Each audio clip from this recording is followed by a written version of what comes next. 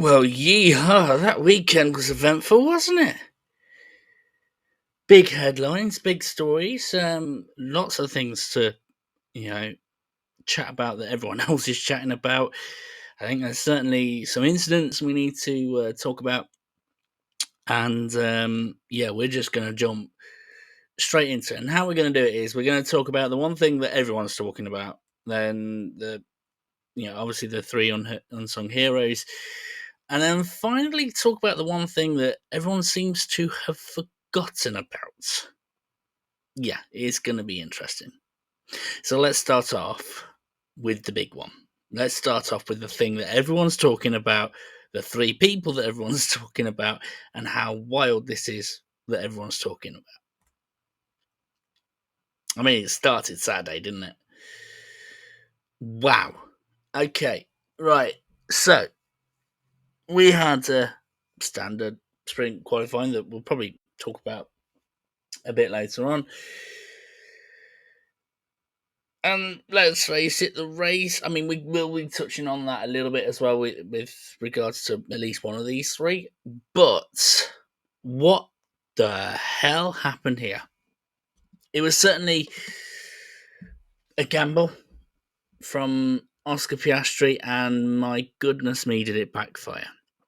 This was Max Verstappen's dream weekend, and I think that the thing we were whispering about could Max Verstappen join the title battle is now becoming louder and louder and louder, and it started screaming this weekend. But let's face it, Max Verstappen is a phenomenon. He is an incredible driver, so it's fair, you know, if he ends up winning the title, it's more on him rather than McLaren drivers, if I'm being honest. But let's start discussing these guys almost in like sort of the championship context. Starting off with Max Verstappen, then going on to Lando Norris, finally Oscar Piastri. And let's start off with Max Verstappen because he didn't inherit anything. We're not talking about the fact that the McLarens were 1 and 2, Verstappen was just behind. No, Max Verstappen absolutely dominated this weekend. Had complete control.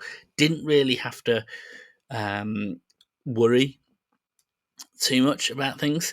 And yeah, it's now basically within his control now.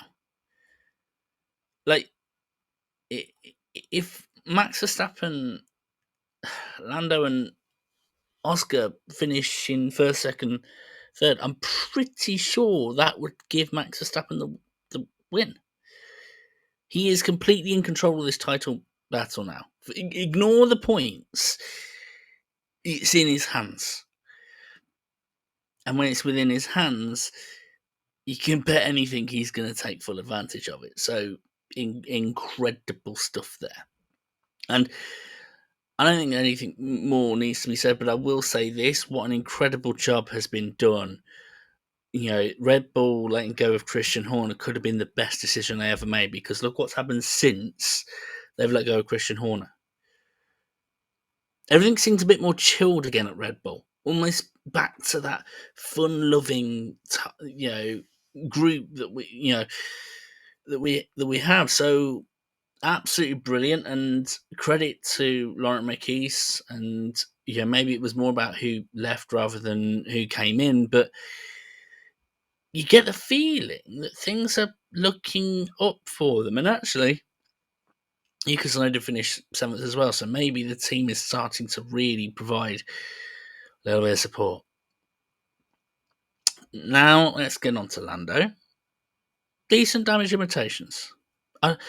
The one thing I haven't understood at the moment is why, out of all three of them, people are still backing Lando as the favourite to win the championship. I really don't understand that. The Lando hype seems borderline delusional. Like, don't get me wrong, he's got a chance of winning the title. But to say he's the favourite out of the three of them, when he's got a literal bull charging behind him, it's difficult to delay the inevitable.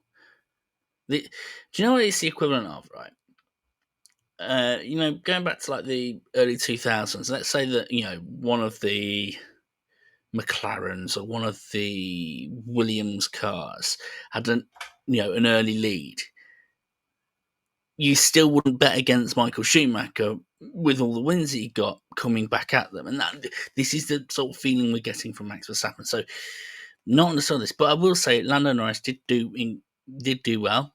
The one thing I will say though is he doesn't seem decisive. He always opts for caution, which, look, for in terms of long term is great for a championship to a certain extent. But there was a couple of times up against Charles Leclerc where I was like, you could have done that move sooner. It's one of those really weird things that I'm trying to say this in the right way. When Lando Norris is almost like Lewis Hamilton was when against Max Verstappen, except for the fact that Lewis adapted and Lando doesn't. Charles Leclerc is, yes, an aggressive driver, but a fair driver at the same time. And Lando could have gone for moves so easily. And I know hindsight's a wonderful thing, and I know I'm an armchair expert, and I don't know how it is to drive, but it's like you try different things, surely. Charles Leclerc is a brilliant defender, but he's a respectful defender as well. Anyone who's raced against him knows that. And I feel like Lando just left it too late to do anything about it. I feel like he could have overtaken him during the first stint. And I think that's the one thing that is like Lando's kryptonite. Something you can work on, surely. But yeah, just a bit nervous. And I've got to say as well, Lando Norris hasn't helped himself in regards to the post-race cooldown rate. I don't know if anyone spotted it, but Charles Leclerc and Max Verstappen was like going, "Oh, it's an incredible place to race, isn't it?" And Lando Norris goes, "I wish it was easier." Lando, it's a Formula One track. It's meant to be a bit challenging. And if you can't stand it being a bit challenging, or if you'd like it to be easier, you're not going to do well. And if anything, you've just revealed your kryptonite to Max Verstappen. So, yeah, I do think there's a weakness. But now the big conundrum. Everyone's going, is Oscar Piastri feeling the pressure? Is Oscar Piastri feeling nervous about things? Is Oscar Piastri going to bottle the championship? I'm going to hold off on that for now. A lot of people are saying that in the race that he was, just off the pace and he just didn't seem with it. And here's the thing: the sprint race, that first incident, Oscar Piastri made the move and it ended up wiping the both of them out. Did he get over that mentally? I think he did. But there was something else that happened during then. Yes, Lando Norris lost his wheel, but his car was actually not too bad. Oscar Piastri, on the other hand, broke suspension. He had to have hastily repaired suspension. Do you really think Oscar Piastri probably trusted that car? Probably not. Needed a bit more practice with it. Needed a bit more time with it. So I'm going to say this is, let's hold off on judging Oscar Piastri before Mexico. Let's see what he's like. Look, the McLarens might still be a little bit off the pace on Red Bull, but Oscar Piastri, I think he's got a chance. And look, again, this is the thing: is that I still have the confidence in Oscar Piastri. Look, this is his first title. He does have a veteran behind him, and for all intents and purposes, even though everyone is probably going that McLaren have equal opportunities amongst both drivers, Lando's been there longer, so there could be a little bit of a confidence thing in terms of that. So yeah, just lots to talk about in terms of that. Now, that's the stuff that everyone's been talking about. But let's now talk about the unsung heroes. We'll touch on Charles Leclerc first because it's quite funny that we're mentioning Yuki Tsunoda and Ollie Behrman. But let's touch on Charles Leclerc first because, wow, what a drive and what a recovery. He got that third place. Brilliant. Fantastic. Got the third place. But it's the defending that he did. Yes, I've been judging Lando Norris for not taking opportunities when they came to him, but Charles Leclerc just knows how to drive this track. Last year he came to, up the inside. This time he went round the outside. Brilliant. Absolutely brilliant, top notch. And considering that his car was rubbish, for want of a better word, on Friday, the recovery that he did to get that podium, really, really good stuff. And actually, Ferrari on the whole, apart from that one last lap, that again, Lewis Hamilton's car just decided to not drive. Really, really good. Now let's talk about Yuki Tsunoda and Ollie Behrman, because it's kind of ironic that we're including them both together. But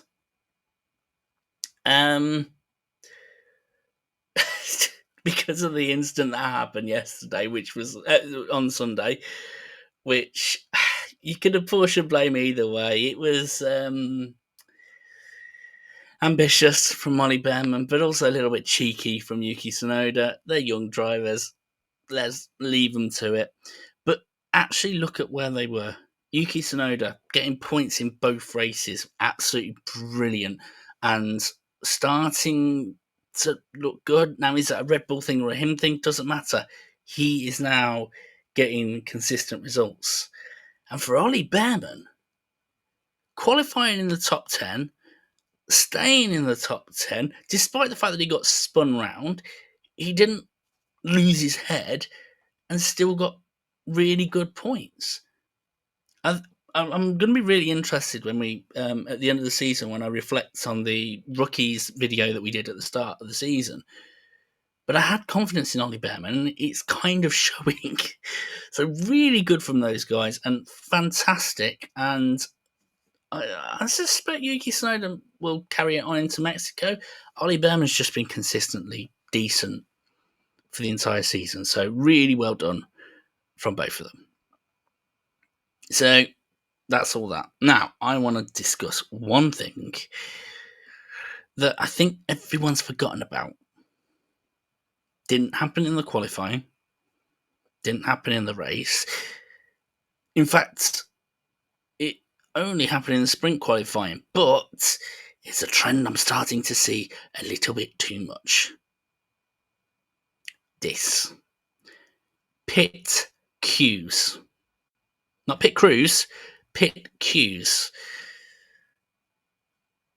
If anyone didn't get the chance to see sprint qualifying, especially the first session on the Friday, it was messy.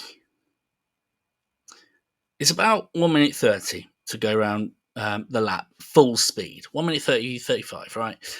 And so if you're like sort of getting the car charged up to do a lap, the qualifying lap, probably would take you about 2 minutes, 2.5 minutes to get around the track.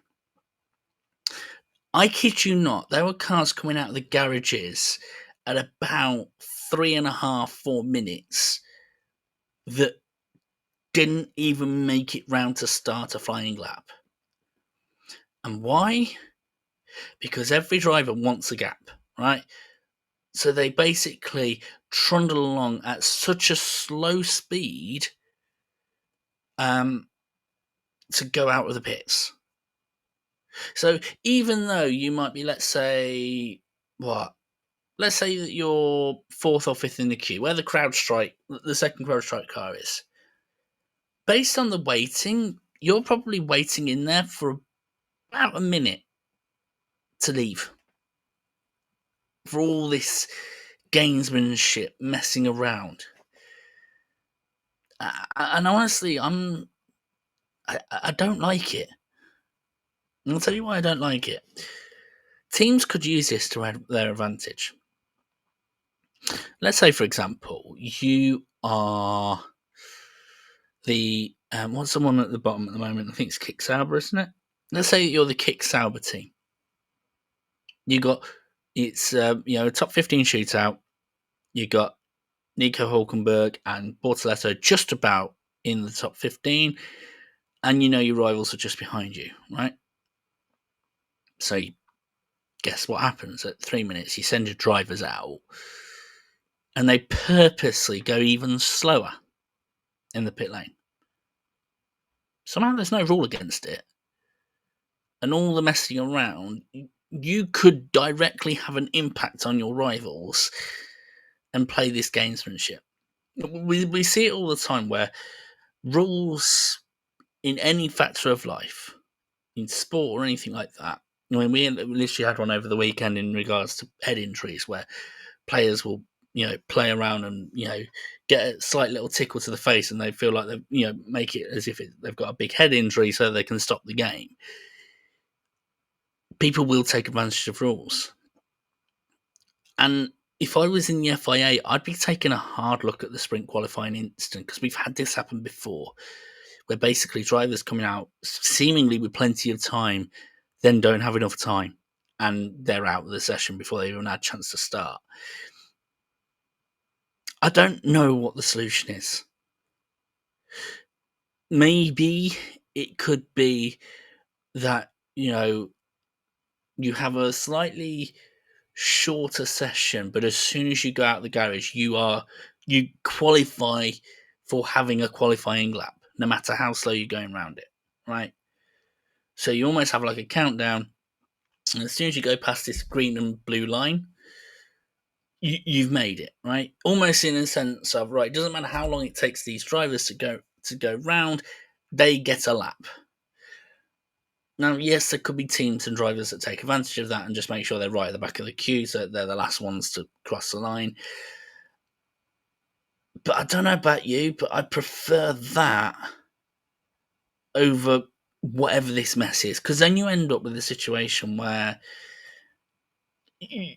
something you can't plan for, as crazy as this, interrupts it, right?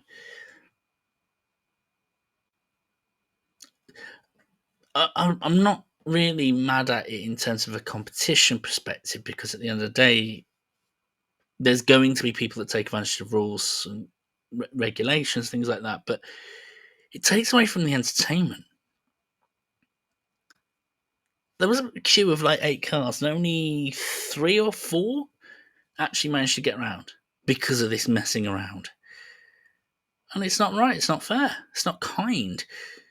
I mean, when in sport is anything fair, but it just feels like there's nothing that the drivers can do, there's nothing that the teams can do. They're trying to predict certain things. And I genuinely don't know what the solution is, but I think something needs to be looked into to see whether a solution can be found, because it's not helping anyone.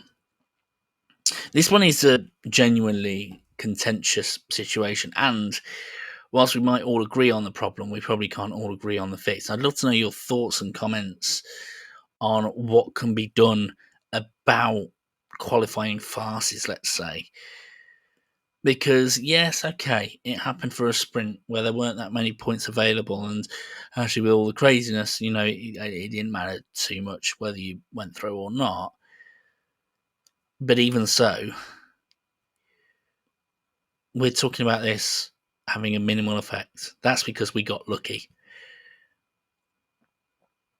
Imagine if you were in a situation where you had the opportunity to qualify in the top 10, but you couldn't because 3 people held you up in the pit lane in a place you can't overtake.